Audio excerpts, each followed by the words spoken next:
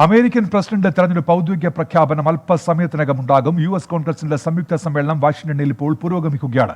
Electoral college വോട്ടുകൾ സാക്ഷ്യപ്പെടുത്തിയതിനു ശേഷം ജോ ബൈഡനെ പ്രസിഡന്റായി പ്രഖ്യാപിക്കും. പ്രഖ്യാപനത്തെ എതിർക്കുമെന്ന നിലപാടിലാണ് റിപ്പബ്ലിക്കൻ സെനറ്റർമാർ ഇപ്പോഴും. അതിനിടെ വാഷിംഗ്ടണിൽ ഡൊണാൾഡ് ട്രംപിന്റെ നേതൃത്വത്തിൽ വൻ റാലി സംഘടിപ്പിച്ചിട്ടുണ്ട്.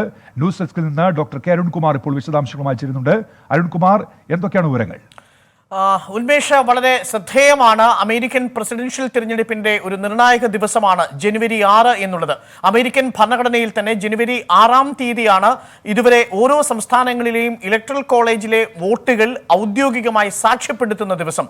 ഇത് സാക്ഷ്യപ്പെടുത്തുന്നത് ഒരു പ്രത്യേക രീതിയിലാണ്. അമേരിക്കൻ കോൺഗ്രസിന്റെ സംയുക്ത സമ്മേളനത്തിലാണ് ഓരോ സംസ്ഥാനത്തു നിന്നും ഓരോ സ്ഥാനാർത്ഥിക്കും ലഭിച്ചിരിക്കുന്ന ഇലക്ടറൽ കോളേജ് വോട്ടുകൾ സാക്ഷ്യപ്പെടുത്തുക. ഈ സാക്ഷ്യപ്പെടുത്തിയതിനു ശേഷമാണ് അമേരിക്കൻ പ്രസിഡന്റ് വിജയെ ഔദ്യോഗികമായി അമേരിക്കൻ കോൺഗ്രസ്, അതായത് ഹൗസ് ഓഫ് റെപ്രസെന്റേറ്റീവ് എന്ന താഴ്ന്ന സഭയും സെനറ്റ് എന്ന ഉപരിസഭയും ചേർന്ന് ഒരുമിച്ച് നടത്തുന്ന ഈ സംയുക്ത സമ്മേളനത്തിൽ അമേരിക്കയുടെ പ്രസിഡന്റിനെ പ്രഖ്യാപിക്കും. ഇങ്ങനെ 46-ാമത്തെ അമേരിക്കൻ പ്രസിഡന്റായി ഇപ്പോൾ ജോ ബൈഡനെ പ്രഖ്യാപിക്കാനാണ് നിലവിലുള്ള ഇലക്ടറൽ കോളേജ് വോട്ടുകൾ പ്രകാരം അമേരിക്കൻ കോൺഗ്രസ് തയ്യാറാവുക. പക്ഷേ ഈ ഘട്ടത്തിൽ ചില നാടകീയമായ നിമിഷങ്ങൾ നടക്കുന്നുണ്ട് എന്നുള്ളതാണ് ഏറ്റവും പ്രധാനപ്പെട്ട കാര്യം.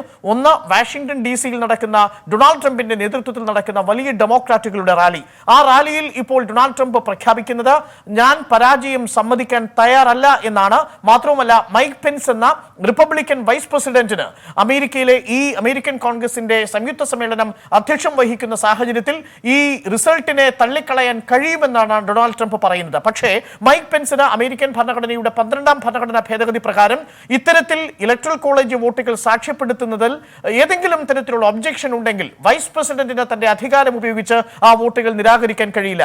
അതിനുള്ള അവകാശം അമേരിക്കൻ കോൺഗ്രസിനാണ്. പക്ഷേ അമേരിക്കൻ കോൺഗ്രസിന് നിലവിലുള്ള സാഹചര്യത്തിൽ ഓരോ ഗവർണർമാരും ഓരോ സംസ്ഥാനങ്ങളും ഇലക്ടറൽ കോളേജിലെ വോട്ടുകൾ തെരഞ്ഞെടുത്തയച്ചിരിക്കുന്ന ഈ ഘട്ടത്തിൽ പൂർണ്ണമായിട്ടും അതിനെ നിരാകരിക്കാൻ കഴിയുമോ എന്നുള്ളതാണ് ഏറ്റവും നിയമപരമായ ചോദ്യം. ഏതെങ്കിലും ഘട്ടത്തിൽ അമേരിക്കൻ കോൺഗ്രസിലെ ഈ സെനറ്റും ഹൗസ് ഓഫ് റെപ്രസെന്റേറ്റീവും പ്രത്യേക ചേംബറുകളായിട്ട് കൂടി ഈ ഒബ്ജക്ഷനുകൾ പരിഗണിക്കും. ആ ഒബ്ജക്ഷനുകൾ പരിഗണിച്ചതിനു ശേഷം ഇലക്ടറൽ കോളേജ് വോട്ടുകളിൽ യാതൊരു തരത്തിലുള്ള ക്രമക്കേടുകളിൽ നിന്ന് സാക്ഷ്യപ്പെടുത്തിയാൽ ഏകദേശം 2 മണിക്കൂറിനകം തന്നെ അമേരിക്കയുടെ 46-ാമത്തെ പ്രസിഡന്റായി ജോ ബൈഡനെ അമേരിക്കൻ കോൺഗ്രസിന്റെ സംയുക്ത സമ്മേളനം പ്രഖ്യാപിക്കും. പക്ഷേ ഇപ്പോൾ ഏറ്റവും ഒടുവിൽ വരുന്ന സൂചന പ്രകാരം അമേരിക്കൻ കോൺഗ്രസിന്റെ സംയുക്ത സമ്മേളനത്തിൽ ഇപ്പോൾ അരിസോണയിൽ നിന്നുള്ള ഒരു സെനറ്റർ, റിപ്പബ്ലിക്കൻ സെനറ്ററും ഒപ്പം ഹൗസ് ഓഫ് റെപ്രസെന്റേറ്റീവിലെ ഒരംഗവുമാണ് ഒബ്ജക്ഷൻ റേസ് ചെയ്തിരിക്കുന്നത്. ഇങ്ങനെ ഒബ്ജക്ഷൻ റേസ് ചെയ്താൽ ഉടൻ തന്നെ ആ സംസ്ഥാനത്തിലെ ഇലക്ടറൽ കോളേജ് വോട്ടുകൾ കൃത്യമായ രീതിയിലാണോ പോൾ ചെയ്യപ്പെട്ടിരിക്കുന്നത് എന്ന വിഷയത്തിൽ ഇരു സഭകളും വെവ്വേറെ ചർച്ച നടത്തും. അതിനുശേഷം അക്കാര്യത്തിൽ ഒരു തീരുമാനമുണ്ടാവും. അതിനുശേഷം അടുത്ത സംസ്ഥാനത്തെ ഏതെങ്കിലും തരത്തിൽ ഇത്തരത്തിൽ ഒബ്ജക്ഷൻ ഒരു റിപ്പബ്ലിക്കൻ സെനറ്ററും ഒരു റിപ്പബ്ലിക്കൻ ഹൗസ് ഓഫ് റെപ്രസെന്റേറ്റീവ് അംഗവും ഉയർത്തുകയാണെങ്കിൽ വീണ്ടും ആ സംസ്ഥാനത്തിന്റെ വിഷയത്തിൽ സംയുക്ത സമ്മേളനം ചർച്ച നടത്തും. ഈ ചർച്ചകളെല്ലാം നടത്തുന്നത് അമേരിക്കൻ വൈസ് പ്രസിഡന്റായ ഡൊണാൾഡ് ട്രംപിന്റെ റണ്ണിംഗ് മേറ്റായി തെരഞ്ഞെടുപ്പിൽ മത്സരിച്ച ഡൊണാൾഡ് ട്രംപിന്റെ വിശ്വസ്തനായ മൈക്ക് പെൻസ് ആണ്. പക്ഷേ ഏറ്റവും ശ്രദ്ധേയമായ കാര്യം, ഇന്ന് അല്പസമയം മുമ്പ് അമേരിക്കൻ കോൺഗ്രസിന്റെ സംയുക്ത സമ്മേളനത്തിൽ മൈക്ക് പെൻസ് പറഞ്ഞ ഏറ്റവും പ്രധാനപ്പെട്ട കാര്യം, താൻ തിരഞ്ഞെടുക്കപ്പെട്ട വൈസ് പ്രസിഡന്റ് ആണ്, അതുകൊണ്ട് തന്നെ അമേരിക്കയിലെ ഈ തെരഞ്ഞെടുപ്പ് ഫലത്തെ അട്ടിമറിക്കാൻ താനില്ല, ഏതെങ്കിലും തരത്തിൽ നിയമത്തെയോ ഈ തെരഞ്ഞെടുപ്പ് ഫലത്തെയോ റിവേഴ്സ് ചെയ്യാൻ താൻ ഒരുക്കമല്ല എന്നാണ്. മാത്രമല്ല, അദ്ദേഹം പറഞ്ഞൊരു വാചകം, American president is the result is going to the people. ജനങ്ങളിലേക്ക് ചെല്ലേണ്ട ഫലമാണ്, ജനങ്ങളുടേതാണ് അമേരിക്കൻ പ്രസിഡൻഷ്യൽഷിപ്പ് എന്നുള്ളത്. അക്കാര്യത്തിൽ താനൊരു വ്യക്തിപരമായ ഏതെങ്കിലും തരത്തിൽ ഇതിനെ അട്ടിമറിക്കാൻ താൻ ശ്രമിക്കുന്നില്ല എന്ന് മൈക്ക് പെൻസ് പറയുകയും ചെയ്തു.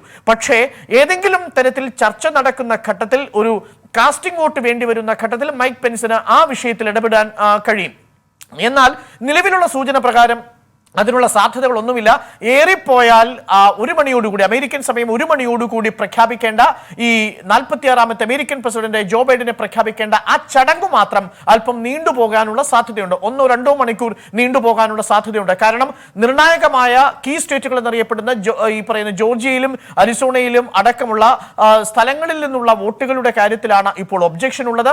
ആ സംസ്ഥാനങ്ങളിലെ ഒരു സെനറ്ററും ഒരു ഹൗസ് ഓഫ് റെപ്രസെന്റേറ്റീവും കൂടി ഒബ്ജക്ഷൻ നടത്തി കഴിഞ്ഞാൽ അവിടെ ചർച്ച ചർച്ച നടക്കും. അതുകൊണ്ട് തന്നെ അമേരിക്കയിലെ 46ാമത്തെ പ്രസിഡന്റായി ജോ ബൈഡനെ പ്രഖ്യാപിക്കുന്ന ചടങ്ങ് നീണ്ടുപോകും എന്നതിൽ കവിഞ്ഞ കാര്യമായിട്ടൊന്നും സംഭവിക്കാനുള്ള സാധ്യതയില്ല. പക്ഷേ ഇപ്പോഴും റിപ്പബ്ലിക്കൻ അനുകൂലികൾ ഇത്തരത്തിൽ വലിയ പ്രതീക്ഷകൾ വെച്ചു പുലർത്തുന്നു അവസാന മണിക്കൂറുകളിൽ. അതുകൊണ്ട് തന്നെ വാഷിംഗ്ടൺ DC-യിൽ ഒരു വലിയ റാലി നടക്കുകയും ചെയ്തു. ഉന്മേഷ്, ഏറ്റവും ശ്രദ്ധേയമായ കാര്യം സംയുക്ത സമ്മേളനം അമേരിക്കൻ കോൺഗ്രസിന്റെ നടക്കുന്ന ഇതേ സാഹചര്യത്തിൽ തന്നെയാണ് അമേരിക്കയിലെ സെനറ്റിലേക്കുള്ള തിരഞ്ഞെടുപ്പിൽ ജോർജിയയിൽ നിന്നുള്ള ഒരു അട്ടിമറി വിജയം ഇപ്പോൾ ഡെമോക്രാറ്റുകൾക്ക് അനുകൂലമായി വരുന്നത്. ഏറ്റവും പ്രധാനപ്പെട്ട കാര്യം, നിലവിൽ ഈ ജോർജിയ എണ്ണുന്നതിന് മുൻപ് അമേരിക്കയിൽ റിപ്പബ്ലിക്കൻസിന് 2 സെനറ്റ് അംഗങ്ങളുടെ ഭൂരിപക്ഷം കൂടുതലുണ്ടായിരുന്നു. എന്നാൽ ഇപ്പോൾ ഏറ്റവും ഒടുവിൽ ലഭിക്കുന്ന സൂചന പ്രകാരം ജോർജിയയിൽ നിന്നുള്ള 2 സെനറ്റ് സീറ്റുകളും ഇപ്പോൾ ഡെമോക്രാറ്റുകൾക്കാണ് പോകുന്നത്. ഒന്ന് റഫേൽ വാർനോക്ക് എന്ന ജോർജിയയിൽ നിന്നുള്ള ആദ്യത്തെ ബ്ലാക്ക് അമേരിക്കൻ സെനറ്റിലേക്ക് എത്തുന്നു. ഇത് ഡെമോക്രാറ്റുകളെ സംബന്ധിച്ച് വലിയൊരു നേട്ടമാണ്. ഈ റഫേൽ വാർനോക്ക് വരുന്നതോടുകൂടി അമേരിക്കൻ കോൺഗ്രസിലെ സെനറ്റിലുള്ള ഡെമോക്രാറ്റുകളുടെ ഭൂരിപക്ഷം 49 ആയിട്ട് ഉയരും. നിലവിൽ 51-49 എന്ന നിലയിലാണ്. പക്ഷേ രണ്ടാമത്തെ ജോർജിയയിലെ സെനറ്റ് അംഗം ആയി വരാൻ സാധ്യതയുള്ളത് ഈ ഘട്ടത്തിൽ ജോൺ ഓസഫ് ആണ്. നിലവിലുള്ള ഏറ്റവും ഒടുവിലത്തെ ഫലസൂചന വരുമ്പോൾ ജോൺ ഓസഫ് 51% വോട്ടുകൾ ഇപ്പോൾ സ്വന്തമാക്കിയിട്ടുണ്ട്. അങ്ങനെയാണെങ്കിൽ ജോർജിയയിൽ നിന്ന് 2 ഡെമോക്രാറ്റുകൾ സെനറ്റിലേക്ക് എത്താനുള്ള സാധ്യതയുണ്ട്. അങ്ങനെ വരുമ്പോൾ റാഫേൽ വാർനോക്ക് ഇതിനകം വിജയിച്ചു.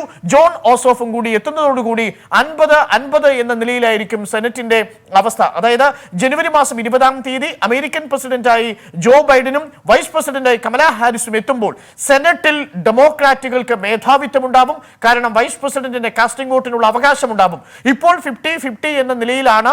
ഈ ജോൺ ഓസോഫിന്റെ കൂടി വിജയം ഉറപ്പിക്കുകയാണെങ്കിൽ ജോർജിയയിലെ ഡെമോക്രാറ്റുകളുടെ സ്ഥാനം അങ്ങനെ വന്നാൽ ജോ ബൈഡന് 46ാമത്തെ അമേരിക്കൻ പ്രസിഡന്റായി ഒരു ഈസി ടൈം ആയിരിക്കും ലഭിക്കുക. കാരണം അമേരിക്കയിലെ സെനറ്റിന്റെ അധികാരം വളരെ വിശാലമാണ്. സെനറ്റോറിയൽ കർട്സി എന്ന് പറയുന്ന ഒരു പ്രൊസീജിയർ തന്നെയുണ്ട്. ഏതെങ്കിലും തരത്തിൽ അമേരിക്കൻ പ്രസിഡന്റ് എടുക്കുന്ന ഒരു തീരുമാനത്തെ നള്ളിഫൈ ചെയ്യാനുള്ള അവകാശം, ഇംപീച്ച് ചെയ്യാനുള്ള ഒരു അവകാശം ഈ US സെനറ്റിനുണ്ടാവും. ആ സെനറ്റ് അങ്ങനെ തള്ളിക്കളയുകയാണെങ്കിൽ അമേരിക്കൻ പ്രസിഡന്റിന് വീണ്ടും അത്തരമൊരു പോളിസിയുമായിട്ട് മുന്നോട്ട് പോകുക സാധ്യവുമല്ല. നിയമനങ്ങളുടെ കാര്യത്തിലടക്കം സെനറ്റിന് ഇടപെടാൻ സാധിക്കും. ഇങ്ങനെ 50-50 എന്ന തുല്യമായ നിലയിൽ എത്തുമ്പോൾ സ്വാഭാവികമായും കമലാ ഹാരിസിന്റെ കാസ്റ്റിംഗ് വോട്ടോടുകൂടി അമേരിക്കൻ പ്രസിഡന്റ് എടുക്കുന്ന തീരുമാനങ്ങൾക്ക് സെനറ്റിന്റെ അംഗീകാരം ലഭിക്കും. അതോടുകൂടി വലിയ രീതിയിലുള്ള പോളിസികളുമായിട്ട് മുന്നോട്ട് പോകാൻ ഡൊണാൾഡ് ട്രംപിന് സാധിക്കും. പ്രത്യേകിച്ച് മൈഗ്രേഷൻ അടക്കമുള്ള വിഷയങ്ങളിൽ ശ്രദ്ധേയമാണ്. ഇതിൽ ഏറ്റവും ശ്രദ്ധേയമായ കാര്യം, ഏറ്റവും ഒടുവിൽ നമുക്ക് ലഭിക്കുന്ന സൂചന പ്രകാരം 6 സംസ്ഥാനങ്ങളിലെങ്കിലും ഹൗസ് ഓഫ് റെപ്രസെന്റേറ്റീവുമാരും ഒപ്പം റിപ്പബ്ലിക്കൻ സെനറ്റർമാരും ഇത്തരത്തിൽ 6 സംസ്ഥാനങ്ങളുടെയും ഫലങ്ങളെ ഒബ്ജക്റ്റ് ചെയ്യുന്നുവെന്നാണ്. ഇതിന്റെ ഒരു രാഷ്ട്രീയം എന്നുള്ളത് ഈ ഡെമോക്രാറ്റുകളെ ഈ റിപ്പബ്ലിക്കൻസ് അടുത്ത 2024 നടക്കാൻ പോകുന്ന അമേരിക്കൻ പ്രസിഡൻഷ്യൽ തിരഞ്ഞെടുപ്പിന്റെ സ്ഥാനമോഹികൾ കൂടിയാണ്, പ്രത്യേകിച്ച് സെനറ്റിലുള്ളവർ. അതുകൊണ്ട് തന്നെ അവർ കൃത്യമായിട്ടും ഡൊണാൾഡ് ട്രംപിന് അനുകൂലമായി, റിപ്പബ്ലിക്കൻ അനുകൂലമായി ഒബ്ജക്ഷൻ റേസ് ചെയ്യാനുള്ള സാധ്യതയുണ്ട്. പക്ഷേ അതിന് നേരത്തെ സൂചിപ്പിച്ചതുപോലെ ഏതെങ്കിലും തരത്തിൽ ഈ ഫലത്തെ റിവേഴ്സ് ചെയ്യാനുള്ള ഒരു സാധ്യതയില്ല. അല്പസമയം കൂടി അമേരിക്കയുടെ പ്രസിഡന്റ് തിരഞ്ഞെടുപ്പിന്റെ ഔദ്യോഗിക പ്രഖ്യാപനത്തെ നീട്ടിക്കൊണ്ടു പോകാമെന്നല്ലാതെ ഇത്തരത്തിലുള്ള തടസ്സവാദങ്ങൾക്ക് ഒരു തരത്തിലുള്ള നിയമസാധുതയുമില്ല എന്ന് അമേരിക്കൻ ഭരണഘടനയുടെ 12ാമത്തെ ഭേദഗതി തന്നെ കൃത്യമായി പറയുന്നു. കാരണം ഇതിൽ അമേരിക്കയുടെ വൈസ് പ്രസിഡന്റിന്റെ സ്ഥാനം ഏറെക്കുറെ സെറിമോണിയലാണ്, ആലങ്കാരികമാണ്. അതുകൊണ്ട് ആ പദവി ഉപയോഗിച്ചുകൊണ്ട് അമേരിക്കൻ പ്രസിഡന്റ് തിരഞ്ഞെടുപ്പിനെ റിവേഴ്സ് ചെയ്യാൻ അമേരിക്കൻ വൈസ് പ്രസിഡന്റായ മൈക്ക് പെൻസിന് സാധിക്കില്ല. പക്ഷേ ഇപ്പോൾ നമ്മൾ മനസ്സിലാക്കുന്നത് ഹൗസ് ഓഫ് റെപ്രസെന്റേറ്റീവും സെനറ്റും 2 വ്യത്യസ്ത ചേംബറുകളായി ചേർന്ന് അരിസോണയിൽ നിന്നുള്ള വോട്ടിന്റെ കാര്യത്തിലുള്ള അഭിപ്രായ വ്യത്യാസം റിപ്പബ്ലിക്കൻസ് ഉയർത്തിയതിനെ തുടർന്നുള്ള ചർച്ചയിൽ ഏർപ്പെടുന്നു. അതിനുശേഷം ഇനി അടുത്ത നിർണായകമായ ഒരു കീ സ്റ്റേറ്റിലേക്ക് എത്തും. അവിടെയും ഒബ്ജക്ഷൻ ഉണ്ടാവും. ഈ വിഷയത്തിൽ വീണ്ടും സംയുക്തമായി സഭ ചേർന്നതിനു ശേഷമായിരിക്കും. ഇതിൽ റിപ്പബ്ലിക്കൻസ് മുന്നോട്ട് വയ്ക്കുന്നത് 50 പ്രധാനപ്പെട്ട കേസുകളാണ്. ഇതിനകം തന്നെ Republicans Donald Trump American supreme കോടതിയിൽ എത്തിച്ചത്. പക്ഷേ ഓരോ കേസിലും പരാജയമായിരുന്നു റിപ്പബ്ലിക്കൻസിന്റെ വിധി. 50 കേസുകളിലും അമേരിക്കയിൽ റിപ്പബ്ലിക്കൻസ് ഡൊണാൾഡ് ട്രംപ് പരാജയപ്പെട്ടു ഈ തെരഞ്ഞെടുപ്പുമായി ബന്ധപ്പെട്ടുകൊണ്ട്. അതുകൊണ്ട് ഏതെങ്കിലും തരത്തിലുള്ള നിയമസാധുത ഡൊണാൾഡ് ട്രംപിന്റെയോ റിപ്പബ്ലിക്കൻസിന്റെയോ ക്ലെയിമിന് ഈ ഘട്ടത്തിലില്ല. അതുകൊണ്ട് അമേരിക്കയുടെ ഭരണഘടന പ്രകാരം വൈസ് പ്രസിഡന്റിന് റദ്ദ് ചെയ്യാൻ കഴിയില്ല.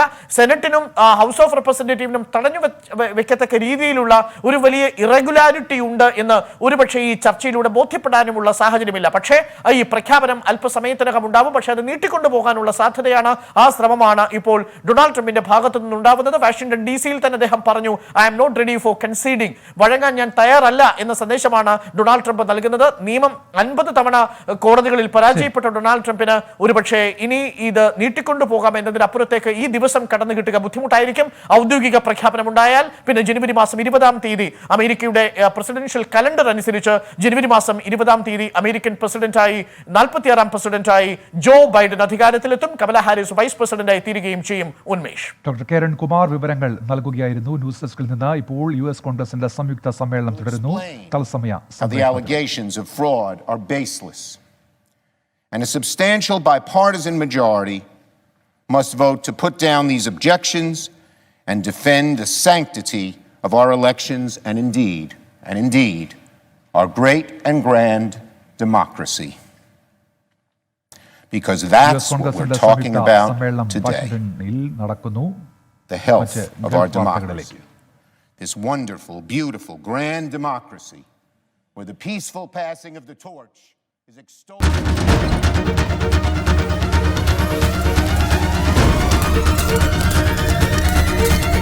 24 2 വർഷത്തിന്റെ നിറവിൽ